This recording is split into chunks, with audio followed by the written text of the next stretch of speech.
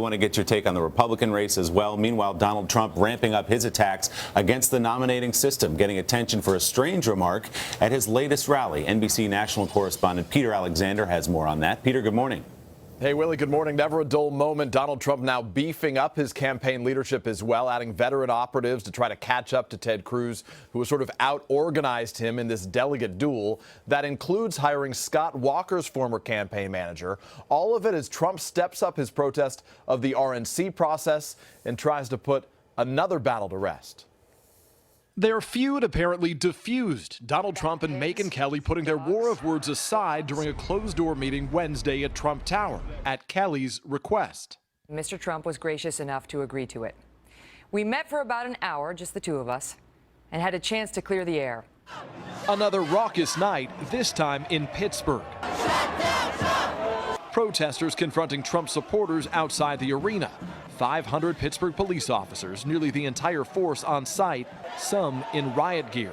Inside, Trump pouring new fuel on his rivalry with the GOP, calling the party's delegate selection process corrupt. Because it's a rigged system, folks. The Republican system is a rigged system. What it does is allows the bosses to pick whoever they want. RNC Chairman Reince Priebus responding. I think when people are frustrated and upset, they say things that they regret, that the rules are not being changed in order to injure or benefit anybody. They are what they are. The back and forth coming amid what some are calling an awkward moment at that Pittsburgh rally when Trump invoked the late Penn State football coach, Joe Paterno. How's Joe Paterno? We going to bring that back, right? How about that whole deal? Paterno died in 2012, shortly after retiring in the wake of a child sex abuse scandal that rocked Penn State. A Trump spokesperson later clarifying Trump was referring to a statue of Paterno, removed from outside the stadium amid the controversy 4 years ago. Meanwhile, Wednesday night, Cruz and his wife Heidi found themselves on stage and upstaged by daughters Caroline and Catherine.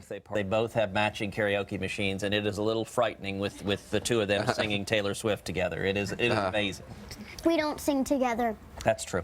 It does You do not sometimes. match. You do sometimes. Well, I stopped singing because she oversings me and says stop singing.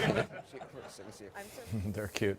As for his battle with the RNC overnight, Trump fired back on Twitter that the rules did change in Colorado after I entered the race in June because the Pauls and their bosses knew I would win with the voters. He also promoted a protest march in Colorado tomorrow. And this morning, new reports say that Trump's campaign manager will not be prosecuted for that incident with a Breitbart reporter last month. Politico first to report this, citing sources that a Florida prosecutor will not pursue a case against Corey Lewandowski, who was charged with simple battery. We're told an announcement is expected later today.